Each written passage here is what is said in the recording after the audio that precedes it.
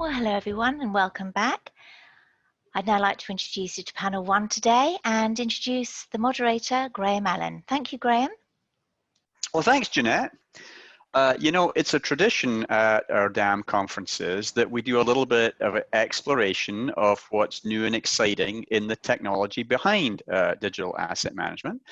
And for that today, we have assembled, as usual, a group of people who are building that future. Some of the people innovating behind the scenes of your DAM products and leading the charge on everything that is new and exciting to come. And so over the next 45 minutes, we're going to explore their vision, their views, their observations about what is coming. And I think maybe we'll start with Anthony. Tell us a little bit about you and your world, and what do you think is exciting in the world of DAM today? That's great. Thank you, Graham. Hi, everyone. My name is Anthony Gallo, and I'm the Chief Product Officer at Tenovos Corporation. And I come from a long history of working in R&D in both digital asset management and customer experience management. Historically, when I started out of university, I built a startup in the space, really around experience management, and competed with Flash Macromedia as a company. Eventually went on to run the OTMM or media management product, which a lot of you may know as Artesia, the legacy product Artesia, at OpenText, and then developed the R&D practice for the customer experience management portfolio there. I did that for about 7 years and then went on to work for a major retailer, sort of the Walmart of Canada, and up in Canada here, where I come from, and built out their digital infrastructure across channel loyalty channels and developed basically their content management strategy as well. So Graham, you asked a question about, what do we think about the current innovations and landscape around digital asset management? I think the way I'd like to coin it is I think DAM has come into its own around being aware of its surroundings. So finally, DAM has sort of progressed to a point where I think it's aware of its surroundings. There's a lot going on around DAM. And historically, I think there's been a lot of fragmentation in terms of how DAM participated in the broader life cycle of how assets would work their way into what I call the wild, or the channels where they ended up. So what's exciting to see is DAM is now participating and giving back to the broader ecosystem of services that are out there, but also integrating those services very well and taking advantage of things like native cloud. One of the trends that we're all familiar with that's pretty exciting is using AI services that are out there, so to augment metadata. So we look at things like the Google Vision services, AWS recognition. It's very exciting to see that DAM platforms are open to take intellectual property and capabilities that are out there today and pull them into what they're doing and present that value back to the customers. So a very exciting time to be part of digital asset management. Well, thanks. I think you already mentioned several of the hot topics that we know people are interested to hear about. Tom de Ridder. Yes, hello. My name is Tom de Ridder. I come from a company called Style Labs. In a previous life, was acquired 2 years ago by Sitecore, and I now became the CTO of Sitecore, which brings me in a unique position of tying together not just digital asset management, but also experience management and commerce into a single portfolio. So for the DAM system, what we find interesting and what the innovations are that are delivered today is actually from digital asset management to Content Hub. You'll see that the name Content Hub is out there all over the place now.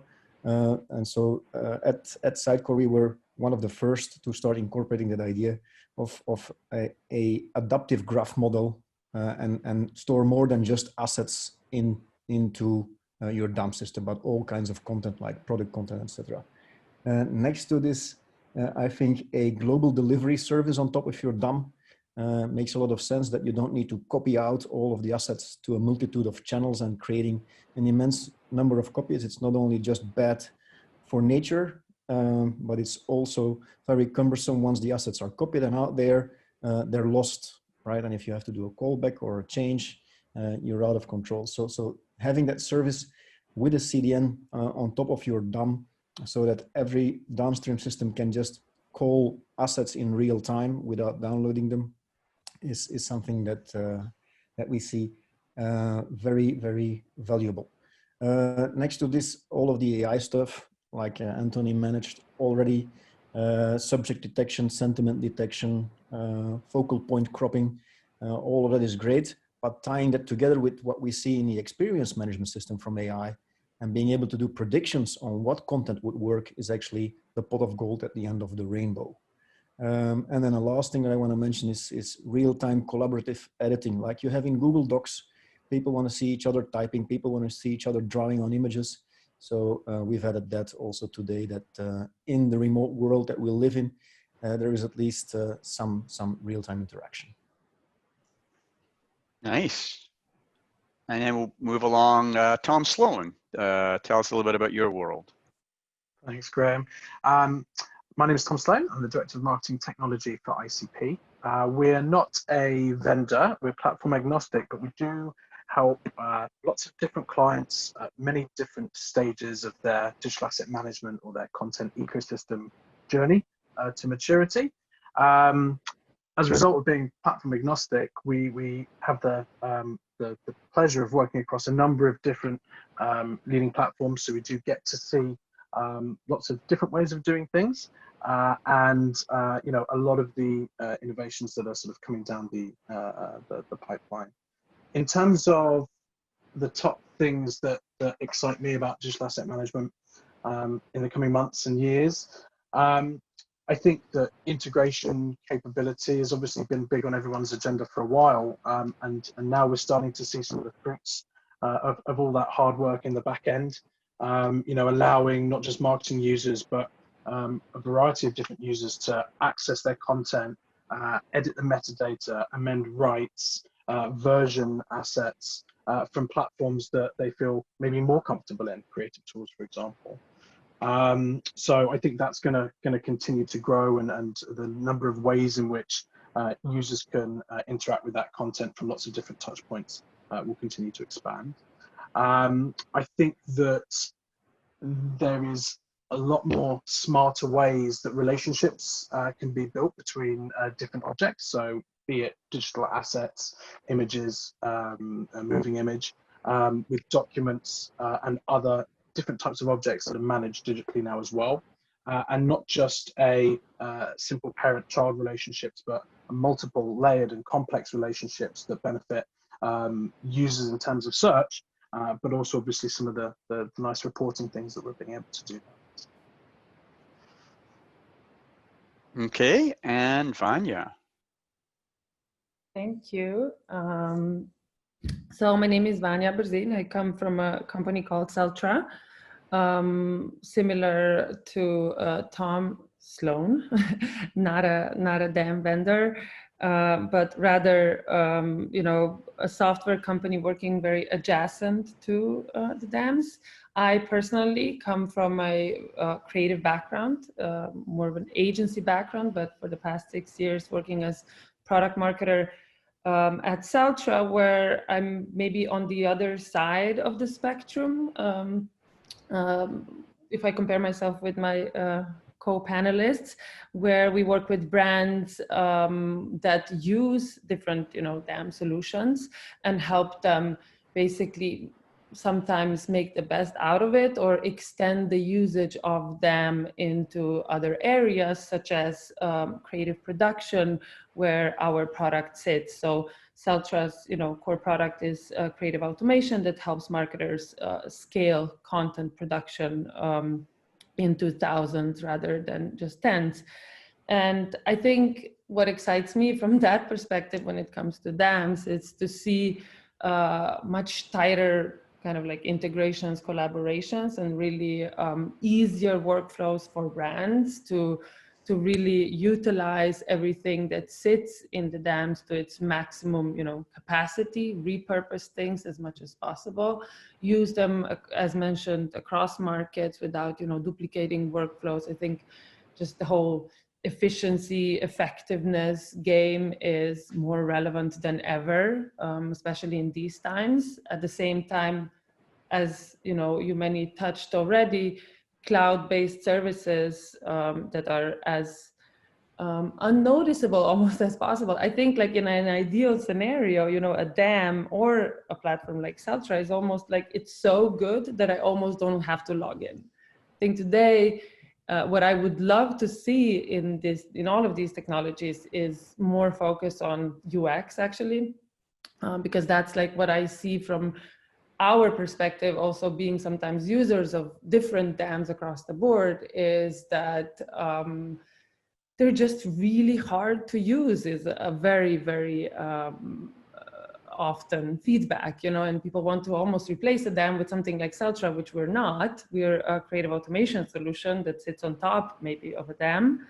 But, you know, having more focus on user experience and, you know, seeing companies innovate in that space and allowing users to spend less time in, you know, all the softwares and technologies and more time creating and being, you know, creative, go and create stories if you want and do great marketing rather than figuring out taxonomies, you know, automating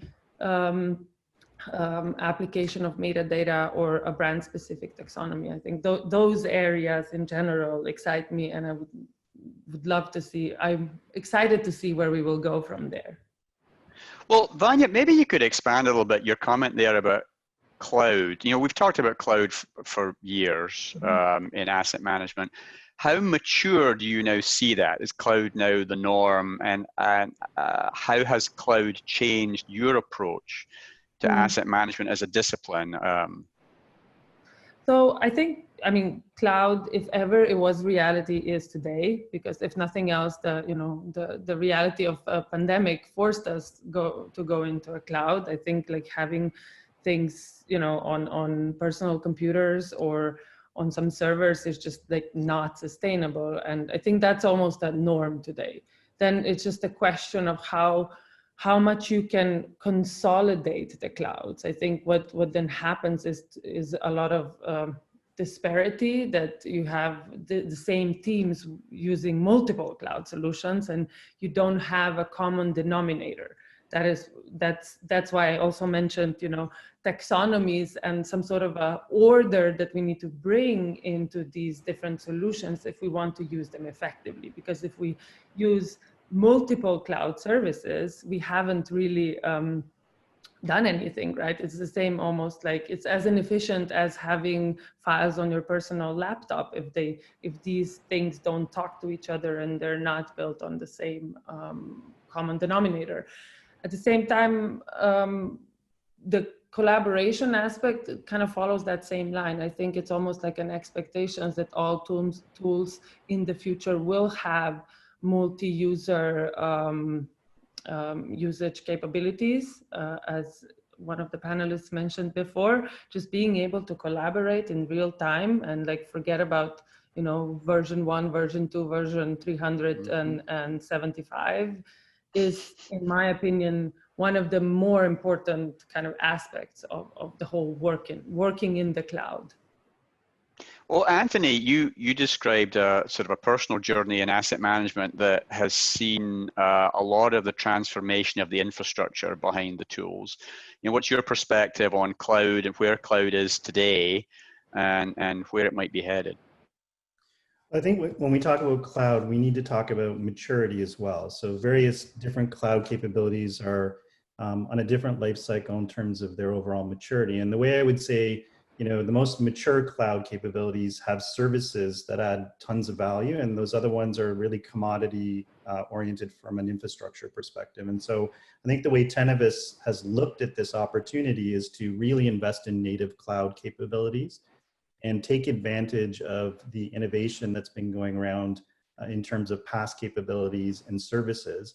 And so one of the areas of investment that we really focused on was creating microservices that are orchestrated and adaptable to take advantage of multiple cloud opportunities. And so taking advantage of where the various opportunities are in that ecosystem and not just being siloed into, you know, an infrastructure. Now, what it's given us though is, you know, interesting at Tenovos, what it's offered us is ability to worry less about infrastructure and scalability. And I like the comment about CDNs. I think that has just been so so amazing in terms of what it's offered us to have the CDN in front of our architecture and allow it to, promote those assets and create a really, really quick experience. Our core search engine in the cloud has been very beneficial to allow us to rapidly deliver the experience. But I think at the end of the day, giving us focus back to the UX, which is, take the paradigm shift away from can we scale this stuff and move it into what are the experiences that our customers really need. And so what we did is decided to take an e-commerce approach. And this was feedback from our customers. We innovated this through our customers, but our UI is very centered around how do you make digital asset management the experience like an e-commerce experience, where the concept of a cart and checking in and checking out and the profile and being able to dynamically recommend content and have everything in line to the experience. I think we've really benefited from cloud.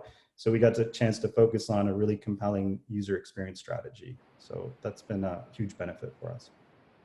And Tom DeRidder, you've also been sort of at the forefront of pushing DAM technology into the cloud. What's your perspective? Yeah, absolutely. So as Tenovos, the Content Hub system was born in the cloud.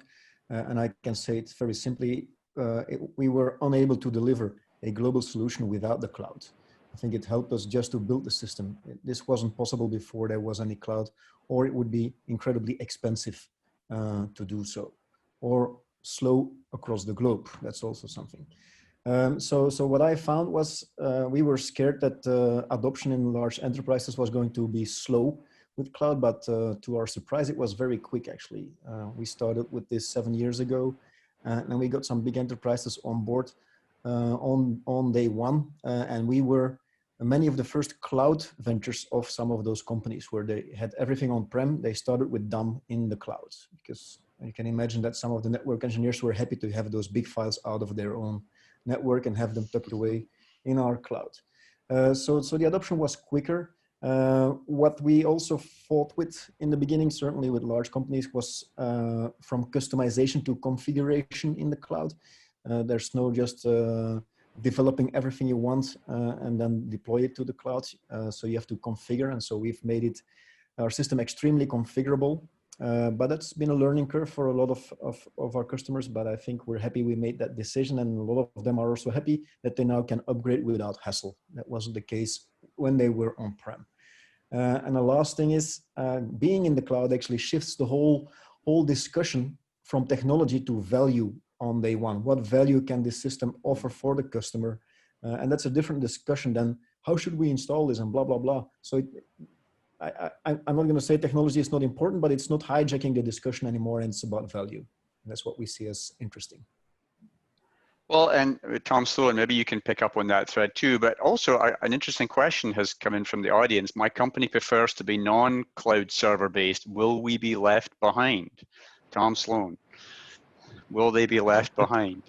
I mean, there's a variety of reasons why a business might decide that they don't want to pursue a cloud-based DAM or a cloud ecosystem. There are still company policies when it comes to security to get around. There are still data considerations to think about. It might also be that the types of files that the core assets, large video files, for example, don't always lend themselves to being managed in the cloud straight away. So it really does depend on what the business case is for that. I mean, the cloud obviously does give the advantages of being able to benefit from regular updates, be it functionality or feature updates. You also benefit from that kind of increasing integrational capability there as well.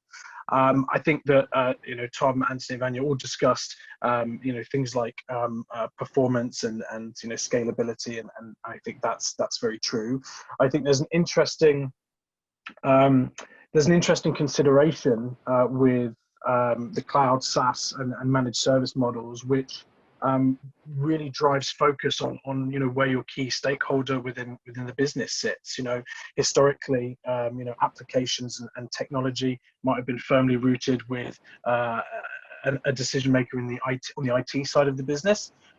But where these SaaS platforms and managed service models can come into their own is that it allows marketing teams to really drive that conversation and drive the ownership. What that also means is that typically the resources to support an implementation or a business as usual operating model might have been split between librarian type resources and IT type resources in the traditional sense. But obviously, with the cloud change, I think there's less emphasis on those internal IT resources and more emphasis on what is the skill set we need to make digital asset management or content ecosystem implementations work, and that is a different conversation to what it would have been previously too. So it's a fairly long-winded way around, and probably not a direct answer to the question, which I think does depend on what the business cases are. But I do think that more and more businesses are finding confidence in the cloud, and I think the vendors are pursuing that, and rightly so. Well, I think, Tom, there part of what you were speaking about there is DAM as part of something bigger, part of a larger ecosystem.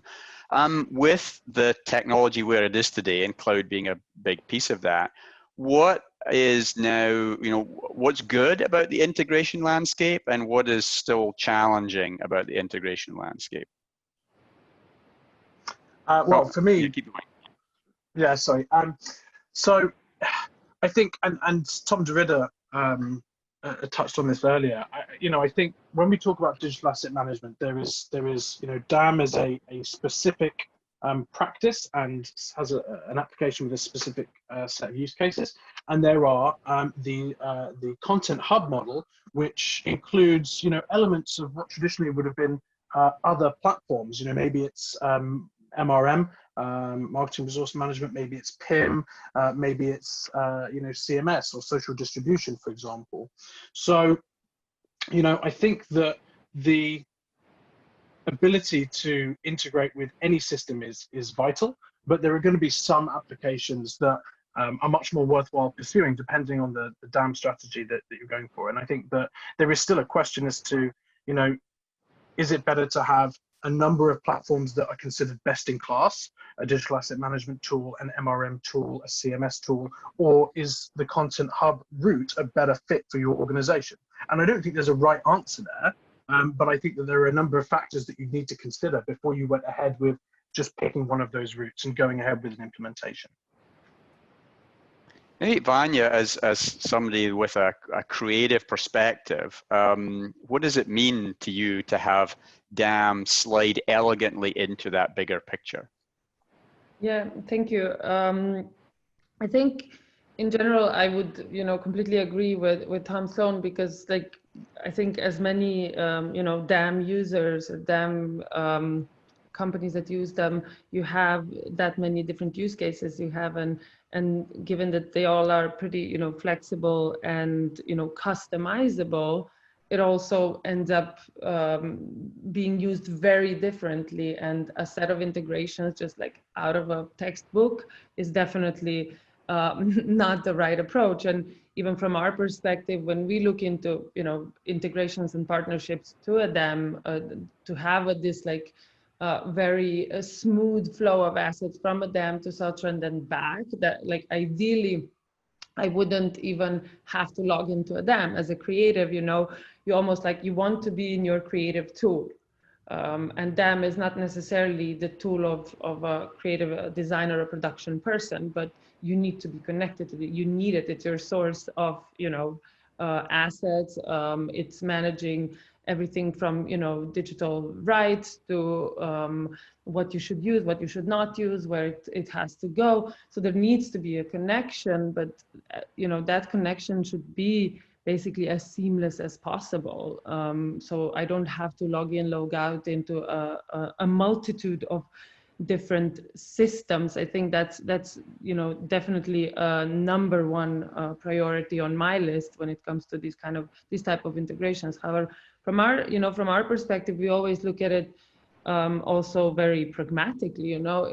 If a certain tool is used to a big enough extent that it will actually provide value to the brand, then we pursue it. Otherwise, just like avoiding this checking off boxes and doing integrations for the sake of integrations. I think that is what gets all technologies into the bucket of, oh, so difficult to log into here and like adopt another tool.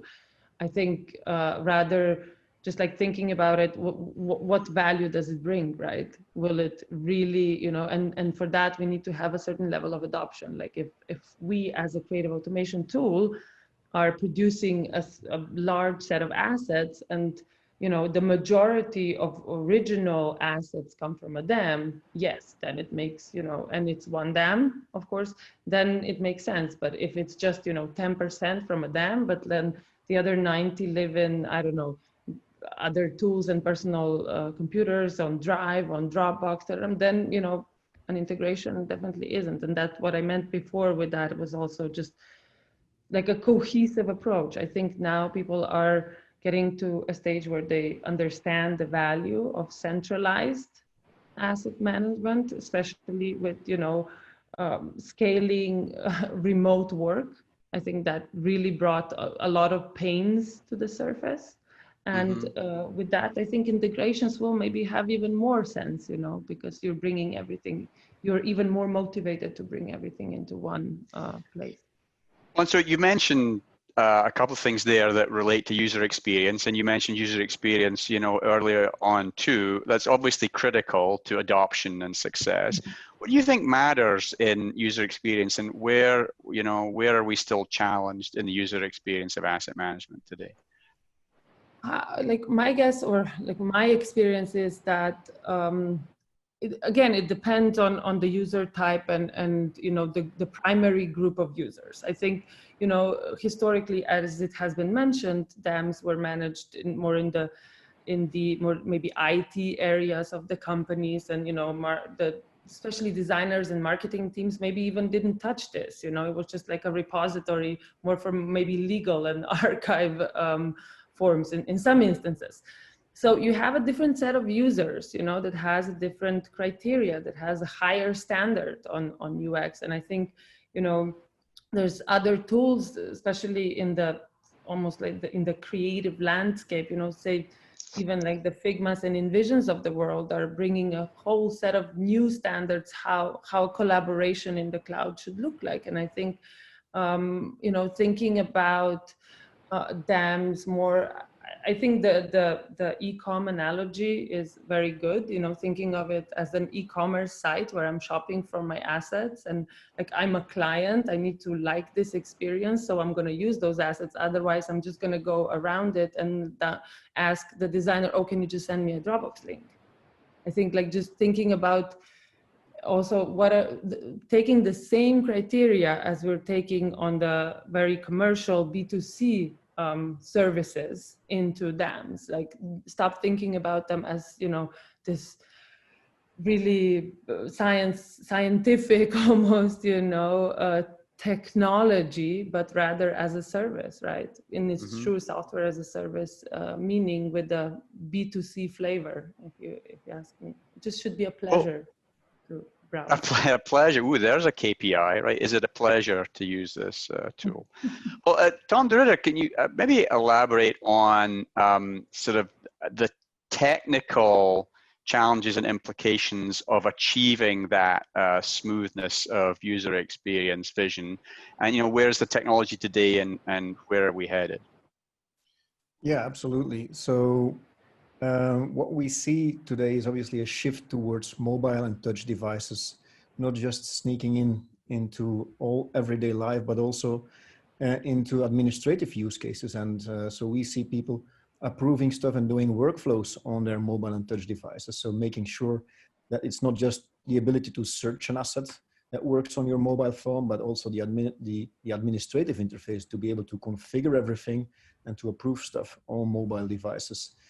So that's been our focus since the beginning, to be touch friendly on day one. But where is this heading? So there's a number of things. I can see myself, and I'm actually a hardware geek.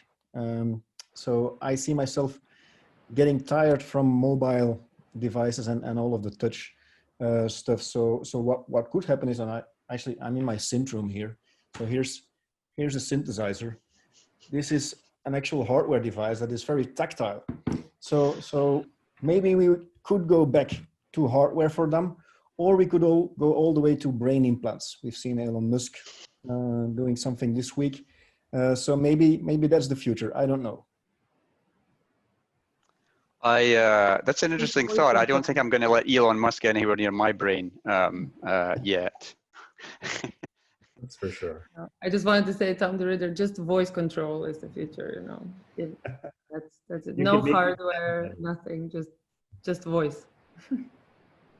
So, Anthony, you know, we have so many questions that have come in. We're not going to, you know, begin to put a dent in this list of really interesting questions. Maybe, Anthony, we could pivot a little bit to another one of the topics that you mentioned in your intro, and that's the use of AI and machine learning. And, you know, where would you say is the state of that space today, and where are we headed? No, it's a great topic, and I'll segue into, I think, UX, UI experience. The way we're trying to think about it, Tenovos, is really around sort of what are some of the guiding principles around the outcomes that DAM try to create. So we've coined a term called return on asset, which is how do we help companies find a way to achieve value from the assets that they're effectively managing. And as part of it, we feel we need to participate in orchestrating experiences or participate in the life cycle of that asset more heavily. And so to do that well, machine learning, AI, services integration becomes very critical. And I think both Toms had mentioned this before, but the concept of relationships starts to come to bear. And if we look at the machine learning and AI landscape, one of the benefits that have come from it has been very tactical. It's been more around metadata and semantics and search, and I think we've really benefited from it. But where it's headed is if we look at the full life cycle of an asset, the asset goes through an evolution where a lot of relationships around the asset occur. So, you know, we need to start kind of incorporating, you know, what happens with the asset, the behaviors around the asset, initially, you know, eventually consumption of the asset. What are the audiences? So what is the behavior? I mean, you know, with COVID, it's so interesting. We see what's happened today is a lot of digital asset managers are struggling because they're trying to look at their portfolio of assets and say which ones are social distancing, right? Like, so which images are compatible with social distancing measures, for example. So that really is compelling. When I think about AI and machine learning, that's a practical way of sort of, you know, introducing AI and saying, how do we identify assets that could perform better on a time basis based on audience needs? And then come back to the curators and the librarians and help them understand the value of those assets in a context. I think someone else also brought up context.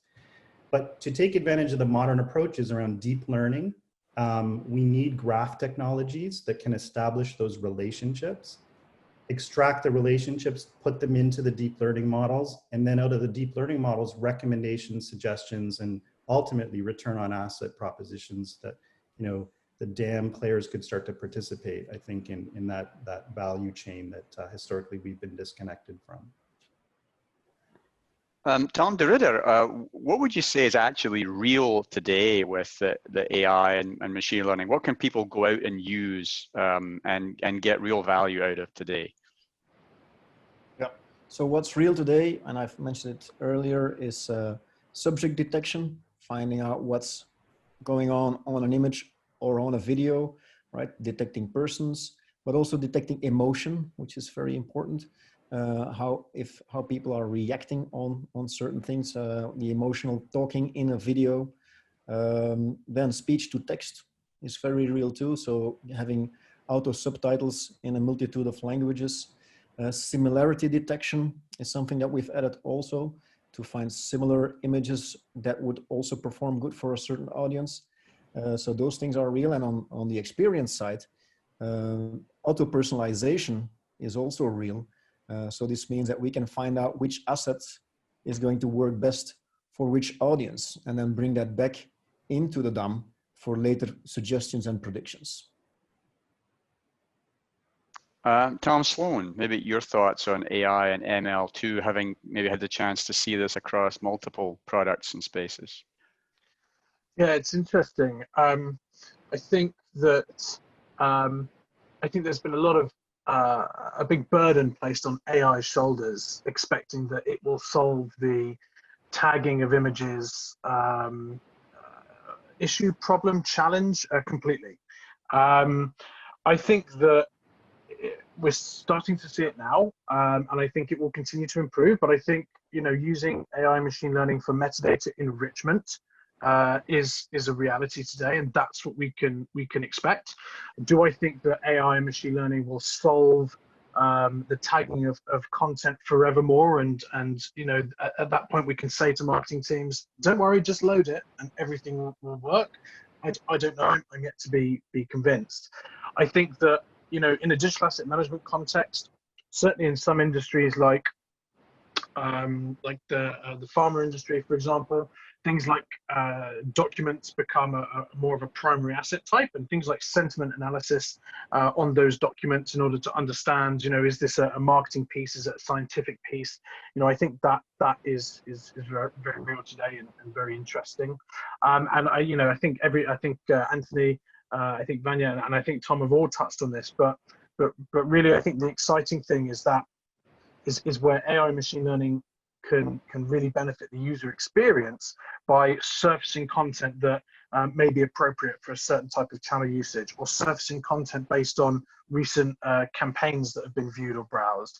And I think that, you know, that kind of use of machine learning or of AI is where, you know, you can find becomes very attractive for project leaders who want to drive adoption and want to drive, you know, positive satisfaction scores.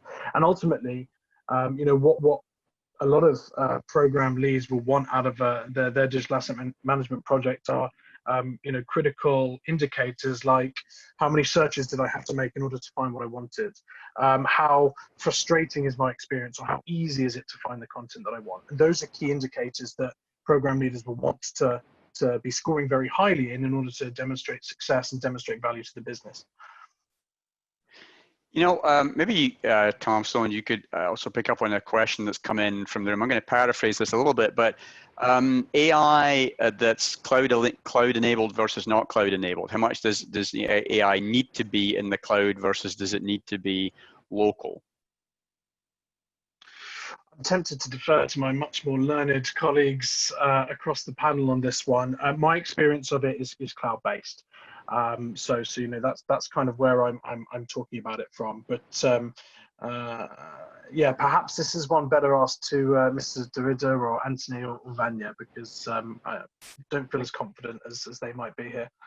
I can give you a quick answer. So many of the models that we use from Google and from Microsoft, they don't just use your data that's in the DOM, but they use the data from everybody. So you need, I had a dirty word in my mind, you need a lot of data to be able to do the right predictions, right? And you may not have, with your 200,000 assets or even 1 million or even 10 million assets, you may not have enough data to run a good model. I totally agree, especially with the deep learning models that probably could benefit DAM the most. I think that the recommendations on those require a lot of data. I will say, though, that a lot of what is possible, though, when corporations adopt big data internally, is that you can take the machine learned data and apply it to DAM. So you don't have to think of it as a service integration. What you can do is, if you have proprietary knowledge or you have customer data, you know, you're able to then create basically a machine learned data set and apply it to DAM. So I would say there is a hybrid opportunity for customers, but they have to be pretty advanced internally with data scientists to know how to do that. And that's where I think the real limitation is without the skill sets internally to understand how to apply machine learned data to your digital asset management strategy, I think then you would probably defer and rely more on the cloud service providers at that point. But it is possible. I've seen it. Okay. Boy, we're coming up on the end of our time slot here. Another question from the room: does blockchain have a place in relation to DAM? Anthony, you're smiling already. Yeah, that's not a fair question. Can I answer a different question? You know, I think it comes up every year.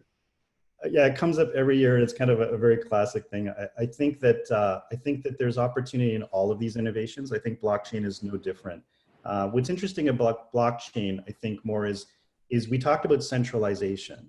And I think this idea that there is this almost ephemeralization, this opportunity where decentralization could participate in real value. And I think where it comes to is in the metadata schema. So all of you are probably familiar with, the interoperability problems with metadata. And if we look at what schema.org or some of these initiatives have done, it's taught us that when we share infrastructure, when we think alike and we align with where the customers are, I think we all benefit as a community.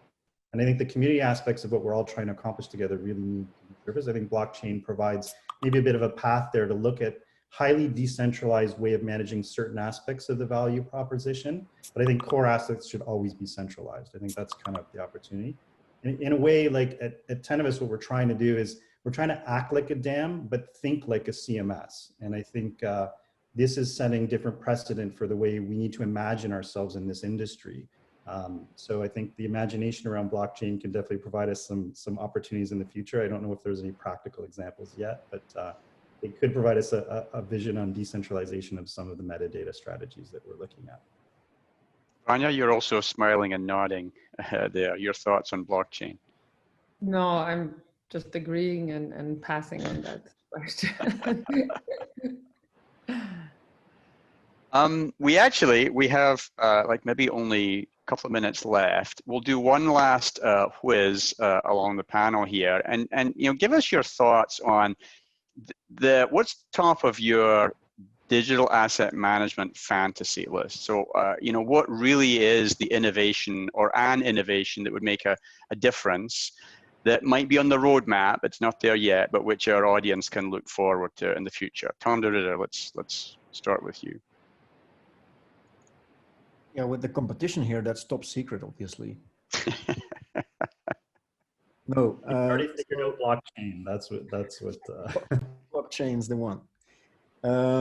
No, getting this thing in the cloud, fully automated and working, I think is still a big challenge, and that's my main concern now. So I'm deliberately not talking about a feature. I'm talking about the move to the cloud and having everything fully automated, ISO and SOC 2 compliant, and still remaining affordable in a global solution. That's a challenge. And so we're fighting that every day, and we're coming closer every day. Good. Tom, Sloan? Yeah, I feel a little bit for the vendors of this world, especially the cloud vendors now who are striving for performance and scalability, and we're really making great strides because now businesses, users, most of them within office locations with very high-speed connections, things were getting better and better, and then boom, now everyone's working at home with completely varied connections. And a lot more volatility in their experience of some of these applications. So, I think that will continue to be, and should be an area of focus there to get that experience as if you were, on an e-commerce site. I think that there's a couple of questions that always come up in conversations with clients. They are, I want to know where this asset was used. And that always makes my eyes roll back in my head slightly, because a lot of content these days is used across a number of different channels, and we really rely on being able to get data back from these endpoints in order to log and answer that question. So I think that further development in how analytics is handled natively within digital asset management tools would be interesting. Obviously, that needs those integrations and those connection points in order to really answer that question truly for people. But I think that's exciting, and I think that further support, and they're not going to be huge developments, but there'll be smaller developments really around modular content and modular or atomic content, and how to manage fine componentry as well as master files in order to assemble them further down the line using different tools is going to be important too, as people look to really generate that personalization and that volume of content across all the different sort of touch points they need to. Okay, thank you. Anthony, 30 seconds. But I think Tenovos, our guiding principle is really to help our customers take those assets and tell great stories with them. I think what we're seeing is this opportunity, huge opportunity in the market to support asset creators and curators in their goals to help the storytelling agendas of the corporations. And so we've articulated our products as such in terms of story management and story insights. But at the end of it, it's to reduce the friction in the overall life cycle of those assets and help optimize them as they achieve that point of access and consumption with the audiences that are important. And in keeping with doing that, I think one of the important things that we'd like to see happen is this idea of relationships becomes part of the way metadata is understood. Metadata is very limited today in terms of the way most corporations are looking at it. We're starting to introduce this concept that relationships now are native metadata, and that possibility opens up all of the AI, machine learning, and possible capabilities that we've been talking about today. So we're hoping that adoption starts to come to life. Okay, nice. And Vanja. Thank you. Last but not least, so in the scope of Celtra's, mission to help brands scale content and creative production that oftentimes sources assets from some sort of digital asset management system, I would love to see more further development in a sense of these seamless integrations that we can really help marketers do it, faster, more efficient, and really, fill that content gap that we are seeing across, brand marketers, different organizations. More content is needed by the day. But like on top of that, I think what a good, DAM integration with a tool like Celtra can bring to the table is this knowledge that we can build on top, rather than, we are right now maybe looking at performance in a very, very narrow window, but like extending that from DAM to, asset production like it is in Celtra would generate a library of knowledge that can be applied across the board. And rather than looking at a single creative output, be it for a newsletter, a banner ad or whatnot, looking at the ingredients and properties, if you want, the original assets that this creative is assembled from, and breaking it down and configuring some rules around that and building knowledge that can help brands not only optimize, yes, for the best stories and personalized experiences, but to do even better in the future. So when I'm starting a new project in the future, some sort of a recommendation engine, if you want, tells me, yes, you should use this and this and this. Okay, well, we are right up against our time. We are going to have to finish now to let the next session get set up. So audience, please join me virtually in thanking our brain trust here of Vanja, Tom, and Anthony. Yay. Thank you.